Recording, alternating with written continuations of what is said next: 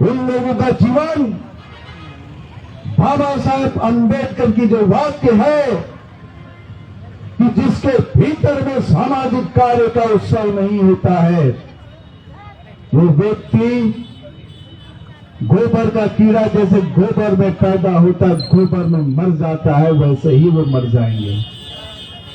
उससे अच्छा ये होगा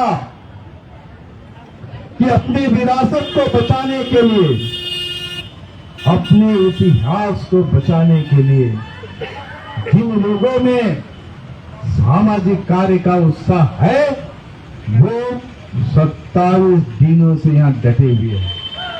तो इसका ये मतलब नहीं कि जो 27 दिनों से यहां डटे हैं वही उन्हीं के भीतर में सामाजिक कार्य का उत्साह है।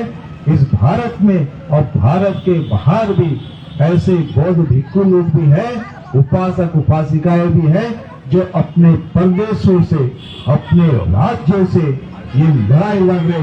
ये लड़ाई मात्र अकेले की लड़ाई नहीं है, लामा जी की लड़ाई नहीं है, प्रज्ञा सिंह भंते जी की लड़ाई नहीं है। तो दुनिया के जो बौद्ध है, उन दुनिया के बौद्धों की लड़ाई है। महाबोधि महाविहार क्यों मुक्त होना चाहिए? आप जानिए, महाबोधि महाविहार ये विश्व धरोहर है, और जो विश्व धरोहर है, उस विश्व धरोहर को कैसे सुरक्षित रखा जाता है और कैसे सुरक्षित रखना चाहिए। बीटी एक्ट होने के बावजूद भी बीटी एक्ट के माध्यम से जो राज्य सरकार जो है, जिनको नियुक्त करी है कि 4 हिंदू और प्रदेश अध्यक्ष, कलेक्टर और 4 उस व्यक्ति के बाद भी ये विश्व धरोहर संरक्षित है। आज भी देखिए कि विश्व धरोहर की हालत कितनी गंभीर है। महाबोधि महाविहार जो है, कैसे पता चला कि सिद्धार्थ गौतम ने इस स्थान में ज्ञान को प्राप्त किया? कैसे पता चला? अगर सम्राट अशोक ने जहां जहां भगवान गौतम बुद्ध के चरण पे उन जगह में सम्राट अशोक ने खुद जाकर माथा टेका, और माथा टेकने के बाद में उन्होंने महाविहार का निर्माण किया और 84,000 महास्तूपों का निर्माण किए।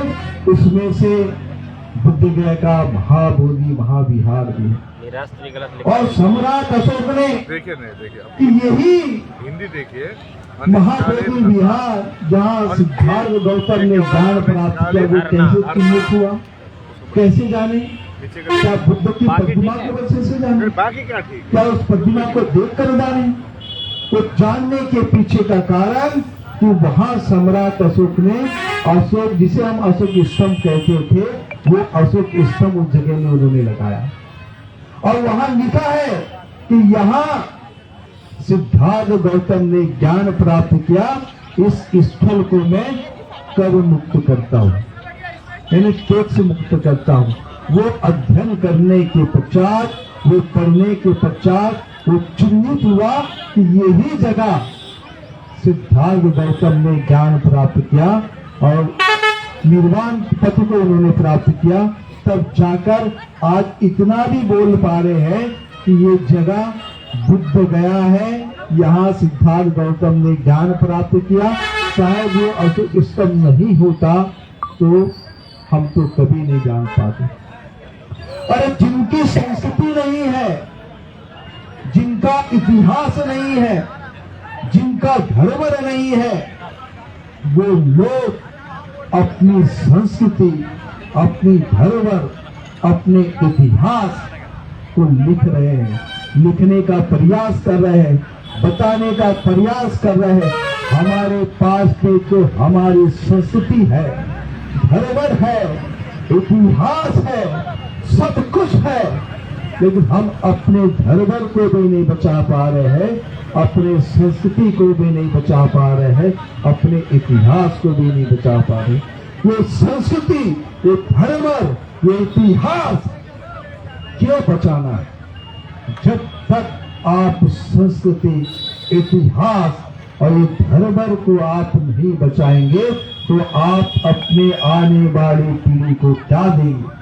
जब वो पैदा होने वाली जो पीढ़ी है, जब वो आपसे सवाल करेगी कि हमारा इतिहास क्या है, हमारा धरोहर क्या है, हमारी संस्कृति क्या है, उस वक्त आप मुक्त हो जाए, आपकी जुबान साइलेंट हो जाएगी, आपकी जुबान रुक जाएगी। आने वाली पीढ़ी, आने वाले इतिहास को बताने के लिए हमें अपनी संस्कृति, धरोहर, इतिहास को बचाना पड़ेगा। महाबोधि महाविहार ये हमारी संस्कृति, धरोहर का एक महत्वपूर्ण हिस्सा है। ये हमारे लिए ही नहीं है, ये विश्व के लिए है। विश्व के शांति का पैगाम देने के लिए है, करुणा का पैगाम देने के लिए है, मैत्री का पैगाम देने के लिए जगह है। लेकिन करुणा, मैत्री का पैगाम देने वाली जगह आज किसके कब्जे में? कौन संचालित कर रहा है? क्यों? आज बताइए, दुनिया के लोग भगवान बुद्ध के इस धरती को नतमस्तक होने के लिए आते। हम खुद नतमस्तक होने आए और लोग चाहते हैं कि ये भगवान बुद्ध की जमीन में मेरे जन्म नहीं हुआ है, लेकिन मैं भगवान बुद्ध की धरती को मेरे माथा टिक जाए और यहाँ आके मैं कुछ काम कर लूं, कुछ दान कर लूं। ऐसे देश दुनिया के लोगों की भावना होती है और वो पवित्र मन से महाबोधि महाविहार को जो डोनेशन देते हैं, क्यों देते हैं, किसके लिए देते हैं? अगर वो जो दान आ रहा है, जो डोनेशन आ रहा है, अगर वो सही रूप से खर्चा हुआ रहता तो ये चारों तरफ से बौद्ध गया के चारों तरफ सभी लोग बौद्ध दिखाई देते हैं। दुनिया में जो हम बोलते हैं ना कि बौद्ध बनना चाहिए, बौद्ध दिखना चाहिए, बौद्ध लिखना चाहिए, अगर महाबोधि महाविहार तो संचालित करने वाले लोगों के भीतर में जो दान का सदुपयोग करने की भावना होती तो बौद्ध बिल्कुल बने होते, लेकिन वो सही रूप से उसका उपयोग नहीं कर रहे। उन राशि का, उन दान का सही उपयोग नहीं हो रहा है। बड़े बड़े यूनिवर्सिटी यहाँ तैयार हो सकती थी, महाबोधि महाविहार के माध्यम से बड़े बड़े हॉस्पिटल चलाए जा सकते थे, आश्रम चलाए जा सकते थे, इनको ट्रेनिंग सेंटर चलाए जा सकते थे। दीन दुखिया की लोगों को सेवा करने हेतु इतना चलाया जा सकता था, लेकिन हो रहा है क्या? नहीं हो रहा। आज खुद आप देखिए, महाबोधि महाविहार में आने वाला एक भिक्खु भी होगा तो महाबोधि महामैनेजमेंट कमेटी की तरफ से आपको एक निवाला भी मिलता होगा, तो बताइए। वो दुनिया के लोग हैं तो खुद आते हैं और खुद आके भिक्खु लोगों को भोजन दान दे रहे हैं। यहां से कोई भिक्खु भूखा नहीं जा रहे, लेकिन महाबोधि महाविहार मैनेजमेंट कमेटी को जो कार्य करना था वो कर पा रहे थे नहीं। करने के कारण ही तो मुक्त करना है, क्योंकि नियंत्रण किसी के हाथ में है। एक घोड़े की लगाम, जो जानवरों की जो लगाम जिस तरीके से होती है, वैसे मैनेजमेंट कमेटी में जो लोग हैं उनके नाक में लगाम डाल दिए, जो लगाम खींचते हुए वैसी होता है। घोड़ा होगा या जानवर होगा, आप उसको छोड़ेंगे, ढील देंगे, वो आगे बढ़ेगा और लगाम जैसे खींचेंगे तो लगाम खींचने के कारण रुक जाएगा। ये हालत है मैनेजमेंट कमेटी की। और हम कैसे बोलेंगे कि आपको 4 बौद्ध दे दिए? अरे 4 बौद्ध दे दिए, वो 4 बौद्ध लोग अभी तक बताइए कि यूनिवर्सिटी का निर्माण क्यों नहीं हुआ, अनाथ आश्रम का निर्माण क्यों नहीं हुआ, भिक्खु ट्रेनिंग सेंटर का निर्माण क्यों नहीं हुआ?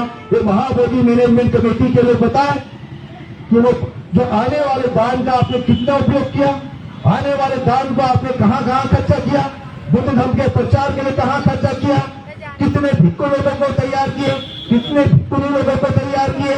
चलो भिक्खु चारितम बहुधन हिताय बहुधन सुखाय के लिए आपने कितने लोगों को भेजा?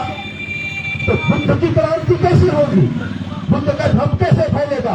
जो बाबा साहब के अनुयायी है, खुद आनंद कौशल जी कहते थे कि जब मैं गौधा में उतरता था तो मुझे 4 लोग भी लेने नहीं आते थे, लेकिन बाबा साहब अम्बेडकर के दीक्षा के पश्चात जब मैं वर्धा रेलवे स्टेशन में उतरता था तो लोग मुझे लेने की ताकत में लग जाती थी, लेने आते थे। वो बाबा साहब की वजह से बाबा साहब के भिक्खु है, एक बोधिसत्व के भिक्खु है। जो आप जो हम सब क्रांति कर रहे हैं, ये कास्ट चीवर है, ये कास्ट चीवर का बहुत बड़ा ताकत है। लेकिन मैनेजमेंट कमेटी को पहले कल का नहीं बनाया, एक कमेटी चलाना नहीं होता उसका। आप उस राशि का कैसे उपयोग कर रहे हैं? क्या हम बौद्ध बनाने के लिए कर रहे हैं? बौद्ध बनाने के लिए नहीं हो रहा है। तो इसलिए उन ऐसे लोगों को, निष्क्रिय लोगों को बिठाया जाता है कि जो उनके हाथ में लगाम होती है।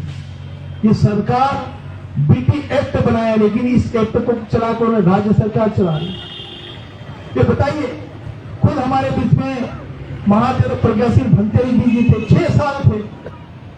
बीटी एक्ट होने की वजह से इनके मन की भावना थी, जितना इन्होंने काम बीटी एक्ट के तहत था उतना उन्होंने किया, लेकिन इनके मन की खुद की भावना थी कि बहुत बड़ा एक विश्वविद्यालय निर्माण करने, लेकिन कर पाए क्या? क्योंकि लगाम किसके हाथ पे थी? राज्य सरकार के पास थे। लेकिन फिर भी अम्बेडकर का भिक्खु जो होता है वो क्रांतिकारी होता है, क्योंकि उसके भीतर में सामाजिक कार्य का उत्साह होता है। लेकिन जो क्रांतिकारी होता है वो व्यक्ति कैसे न कैसे कुछ न कुछ करता है। तो बहुत कुछ भंते जी ने भी किया है। ये आंदोलन अनागरिक धम्मपाल जी के वजह से चलते आया और धीरे धीरे चलता आया। यह आंदोलन खत्म नहीं हुआ था, बुद्ध जयंती के नाम से आंदोलन चलता था, लेकिन उस आंदोलन को गति नहीं मिली। हमारे आकाश लामा जी ने, प्रज्ञाशील भंते जी ने गति दिया। वो गति अभी आग की तरह, जंगल में जिस तरीके से आग लगती है, एक तिल्ली आप जंगल में फेंक दीजिए, वो चारों तरफ फैल जाती है। उस तरीके से आकाश लामा जी, प्रज्ञाशील भंते जी ने जो आग लगा दी है, वो आग भारत में नहीं पूरी दुनिया में इतने रफ्तार से फैल गई है कि वो आग अब बुझने का नाम नहीं लेगी। क्योंकि जब तक बीटी एक्ट निरस्त नहीं होगा तब तक वो बुझने का नाम लेगी क्या? तब तक बुझने का नाम नहीं लेगी। और आकाश लामा भी नहीं है, आप जितने लोग बैठे हैं, मैं खुद स्वयं और जो यहां तक नहीं आए, सभी इस आंदोलन की हिस्सेदारी है और इसको मुक्त करना है। और मुक्त कैसे करना है, उस एक्ट को कैसे बनाना है, बौद्धों की कैसी भागीदारी होना है, इसके बारे में भी चिंतन होना चाहिए। नहीं तो सवाल बार बार उठता है कि किस बौद्धों को दिया जाए, किसके हाथ में सौंपा जाए। ये बोल देंगे ऐन वक्त पे जब मुक्त होने की जब पारी आएगी तो बोलेंगे कि बौद्ध कौन लोग हैं, हम किसे सुपुर्द कर दें। तो इन्हीं के जो बनाए हुए जो भिक्खु है, उन्हीं को आगे करके सुपुर्द करने के लोग बौद्धों को हमने दे दिया। इसलिए आंदोलन के हिस्सेदारी, आंदोलन में हिस्सा लो, भाग लो, अपने मूवमेंट को दिखाओ, फोरम को दिखाओ कि ये फोरम ही मुख्य सूत्रधार है। इस फोरम के माध्यम से ही ये आंदोलन को गति मिली है। और सरकार को हमने इतना विवश की बात नहीं, सरकार को इतना बताना है कि जो भी बीटी एक्ट को निरस्त करना है और नए से एक्ट बनाना होगा तो फोरम से बात करे बगैर नहीं बनाना होगा। इस तरीके से उनको समझाना होगा। नहीं तो सरकार तो बहुत उल्टा सीधा करते हैं, क्योंकि लगाम उनके हाथ में है। तो हम बाबा साहब के अनुयायी के लोग हैं, बाबा साहब अम्बेडकर को मानने वाले लोग हैं। भगवान बुद्ध की धरती है। यहाँ से करीबन 5 किलोमीटर का जो एरिया जो था वो शांतिपूर्ण ढंग से होना चाहिए था। लेकिन आप खुद देखो कि महाबोधि महाविहार के करीब डीजे बज सकता है, महाबोधि महाविहार के करीब बाइक मोटरसाइकिल जा सकती है, शोरगुल हो सकता है। ये कैसा विश्व धरोहर है?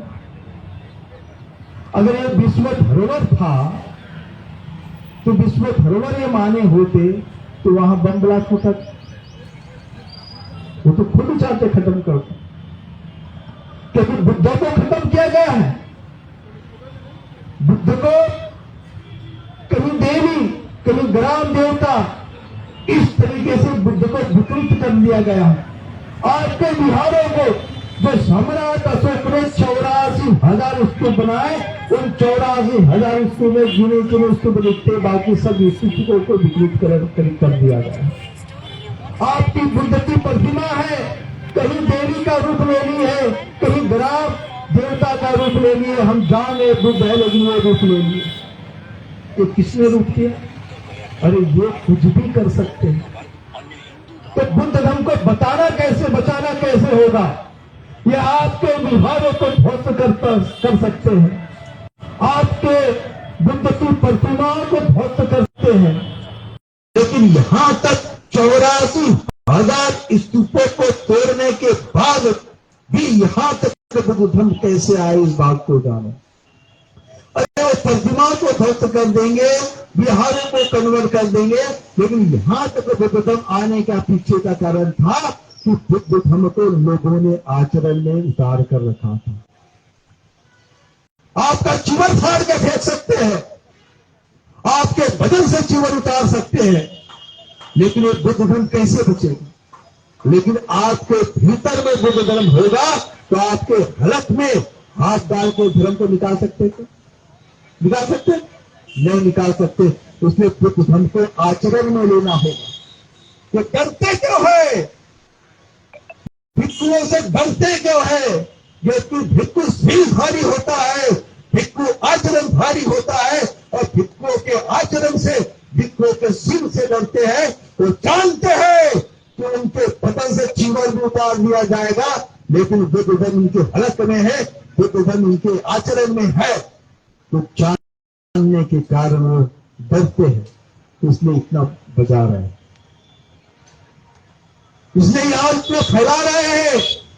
महाबोधि महाविहार के आसपास तो इतनी जमीनें ले लेंगे कि वो बड़े से बड़ा अपना मंदिर होगा, विहार होगा, वो खुद बना लेंगे। वो खुद दबाना चाहते हैं, विश्व धरोहर को दबाना चाहते हैं। हम तो सरकार से खुद मांग करते हैं कि 5 किलोमीटर के एरिया तक किसी भी विहार नहीं होना चाहिए। आप लुम्बिनी जाके देखो, वहां की सरकार ने जो जहां सिद्धार्थ गौतम का जन्म हुआ, उसको पूरे कैंपस के रूप में ले लिया। बिहार के अलावा वहां कोई दुकानदारी नहीं है। सरकार चाहे तो सारे दुकानदार को लोगों को दूसरी जगह दे सकती है, लेकिन नहीं करेगी। लेकिन विश्व धरोहर बता के विश्व से पैसा लेना चाहेगी। अभी बताइए बुद्ध गया आने के लिए कितना अच्छा मार्ग है मार्ग।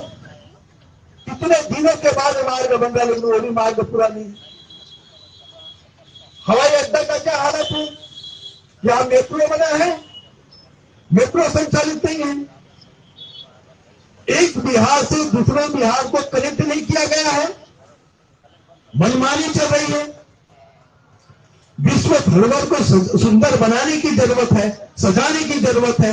अरे यही विश्व धरोहर के अंदर में 5 किलोमीटर के अंदर में कोई पद भी रख दे तो उसको शांति का एहसास होना चाहिए, लेकिन यहाँ पद रखते ही क्या होता है? वो तो बुद्ध की ऊर्जा है, इस भूमि की ऊर्जा है। तो इस भूमि की ऊर्जा के कारण यहाँ उस तरीके का वातावरण अभी भी है। दुनिया के लोग शांति के लिए आते हैं, बैठ के घंटों घंटों ध्यान कर रहे हैं, वंदना कर रहे हैं।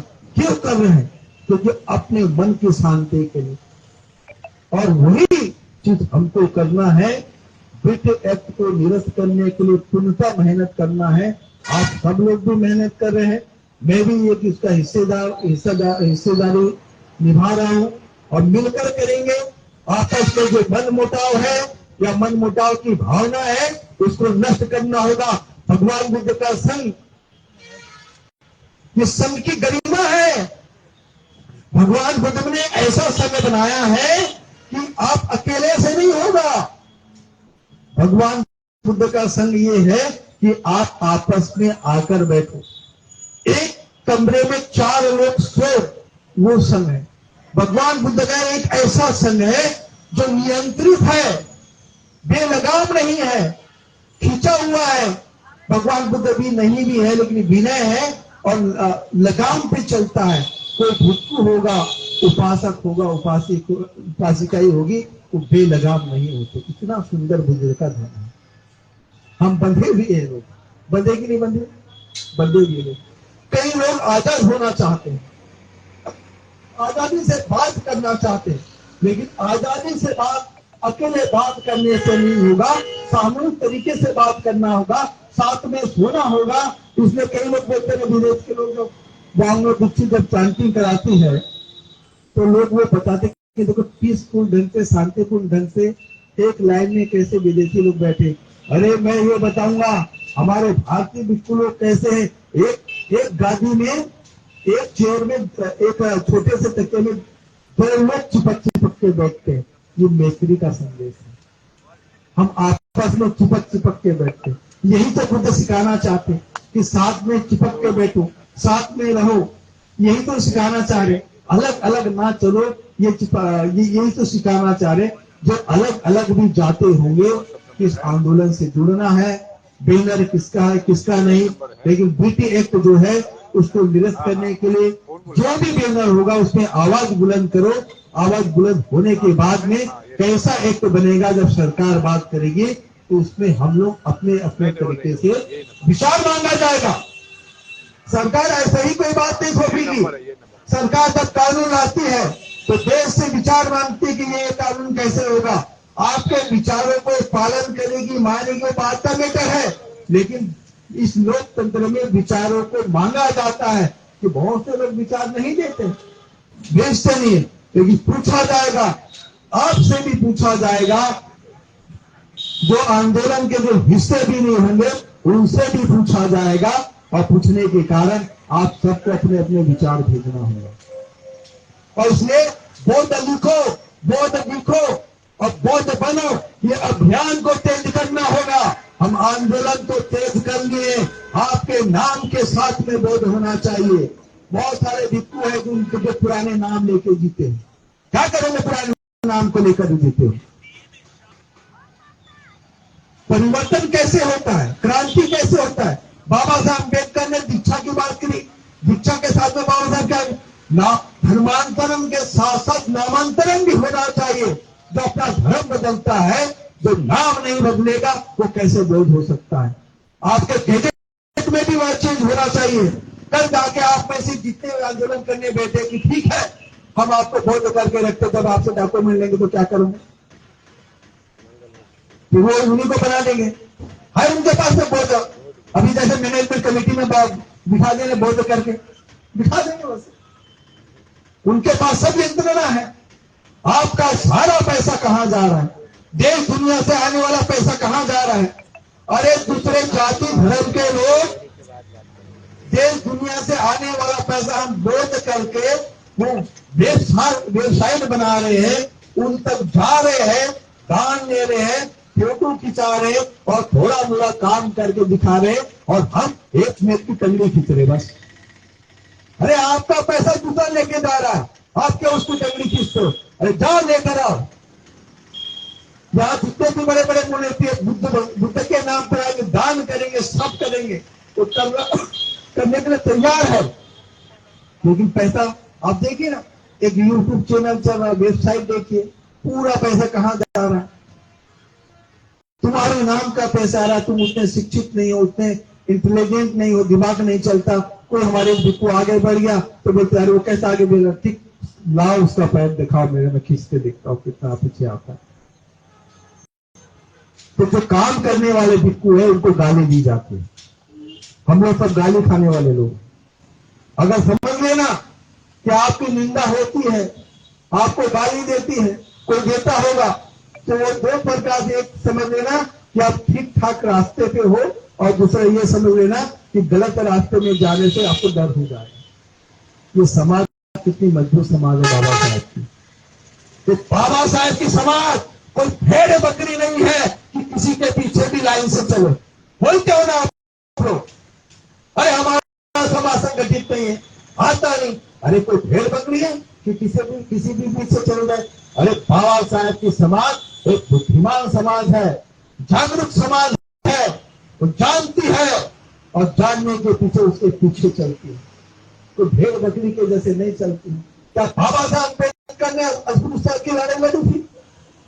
क्या बाबा साहब के पहले कोई अस्पृश्य की लड़ाई नहीं लड़ी गई थी? गांधी के समय में ए राजा करके आपने नाम नहीं सुना होगा, वो अस्पृश्यों की लड़ाई लड़ता था।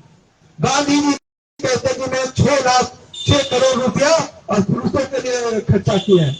गांधी जी ने 6 करोड़ रुपया खर्चा किया अस्पृश्यों के लड़ाई के नाम से, ये राजा को आगे किया। बाबा साहब तो सेकेंडरी, लेकिन बाबा साहब ने वो काम करके दिखाया कि सारा दुनिया के लोग बाबा साहब को गर्दारे नहीं, बाबा साहब ही अस्पृश्यों का लीडर है, अस्पृश्यों का मसीहा है।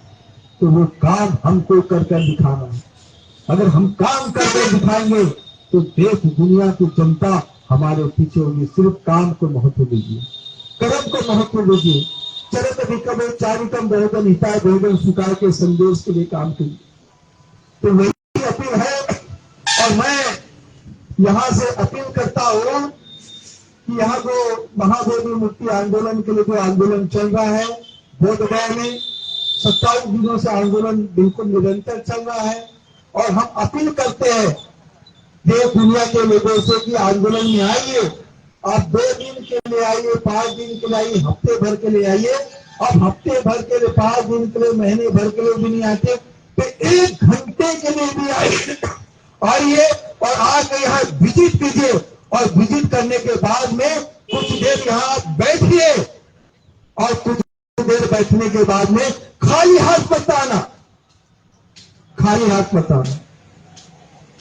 अगर कुछ नहीं ला सकते तो बुद्ध के नाम से 1 रुपया, धम्म के नाम से 1 रुपया और संघ के नाम से 1 रुपया, ऐसे मिला के 365 दिन का 1075 रुपया लेकर आओ।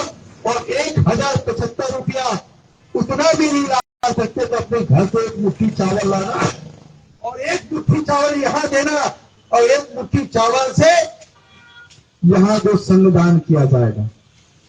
आने के साथ साथ खाली मत आओ, यहाँ जो भिक्खु बैठे हैं उन भिक्खु को दान दो।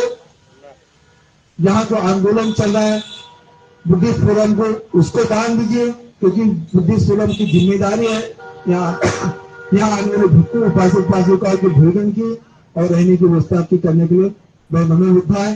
फिर और 1-2 दिन बाद फिर मैं अपने विचार रखूंगा इसके साथ अपने आने के नाम से नमो बुद्धाय। साधु साधु साधु।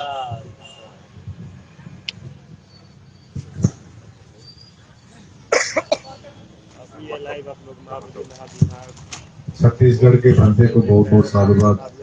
आप रात को देखिए, मेरे को कहीं फोन आ रहा है कि ट्रेन का कंफर्मेशन नहीं मिल रहा है, ये मिल रहा है। मैं बार बार कहता हूं, अपने हक अधिकार के लिए निमंत्रणा नहीं दी जाती है। जिसका जमीर जिंदा है वो खुद ब खुद चले आते हैं। भंते जी अपने गाड़ी ड्राइव करके छत्तीसगढ़ से लगभग 1200-1500 किलोमीटर ड्राइव करके आए हैं, उनकी टीम आए हैं। बहुत बहुत साधुवाद।